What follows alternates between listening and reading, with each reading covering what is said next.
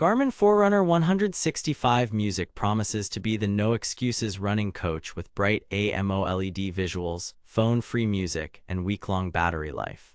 Either we've reached stress-free training nirvana at $299.99, or it's another case of expensive confusion in a shiny package.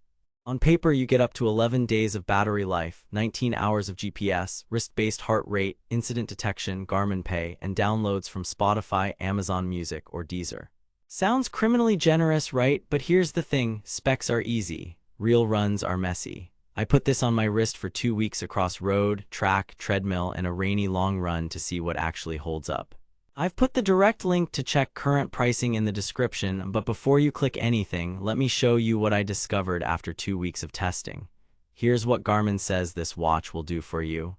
Easy-to-use running watch with accurate pace, distance, and heart rate, shown on a brilliant AMOLED touchscreen with traditional buttons.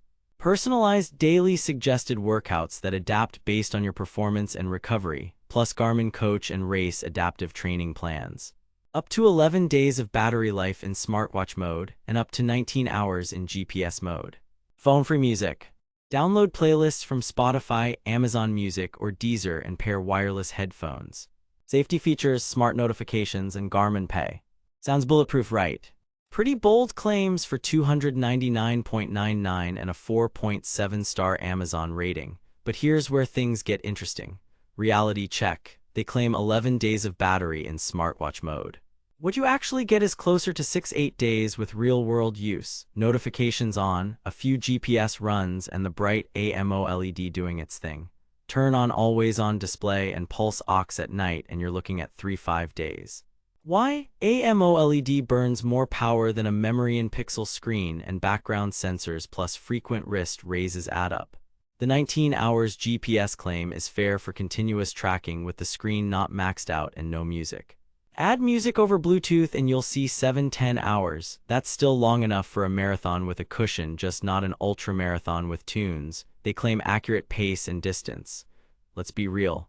It's very solid for a single-band GPS watch. On suburban roads and parks, I saw distance within 0.5–1.5% of a measured route. On a city route with tall buildings and underpasses, it drifted a bit, ending 2–3% long on 110K. That's normal for a watch in this price tier without multi-band GPS.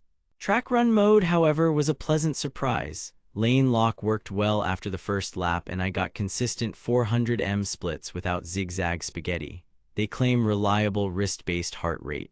For steady runs and easy tempos, it matched a chest strap within 1.3 BPM on average. During hit with 30-second surges, it lagged spikes by about 5–10 seconds and occasionally oversmoothed peak readings.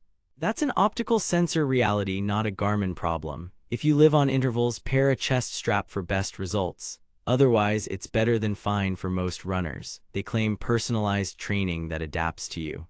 Daily suggested workouts did respond to poor sleep and prior stress, dialing intensity down on mornings after rough nights. However, there's the plot twist. It doesn't magically know your life outside runs. Back-to-back strength sessions or a late-night soccer game can still lead to an ambitious tempo suggestion unless you log them. The morning report is useful, but remember it's an estimate of sleep and HRV, not gospel.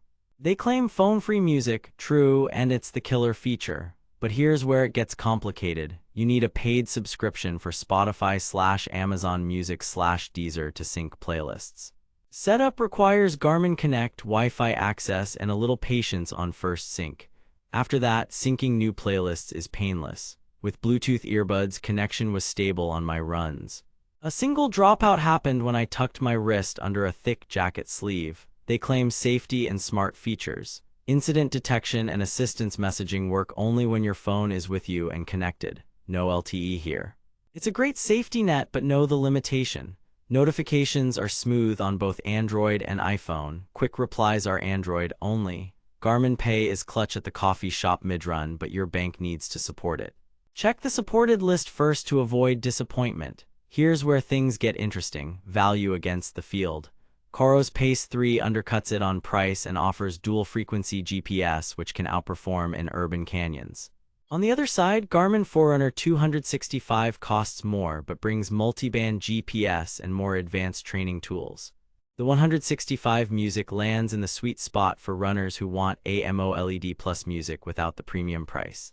Display and controls. The 43 AMOLED is crisp and easily readable in bright sun with auto brightness.